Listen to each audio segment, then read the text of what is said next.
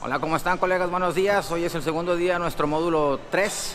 Ayer vivimos cosas muy padres, nos enseñaron a hacer poligrafías, nos enseñaron lo que es la cuestión del CPAP, dimos una repasada a la fisiología de la respiración, los trastornos respiratorios del dormir, todo enfocado a medicina del sueño.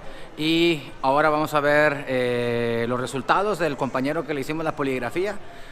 Si se fijaron en el video, vimos a un compañero que le estaban poniendo unos electrodos ayer. Bueno, hoy vamos a ver cómo le fue a ese compañero y también vamos a darle un redondeo final a la parte para que el colega odontólogo conozca lo que es CPAP, conozca lo que son sus diferentes tipos de CPAP, que conozcan las mascarillas, porque nosotros como odontólogos no es que compitamos con el CPAP, sino al contrario, hacemos sinergia en varias ocasiones, hacemos técnicas CPAP-DAM y es importante que el odontólogo lo conozca. Entonces, bueno, acompáñenme. Chao.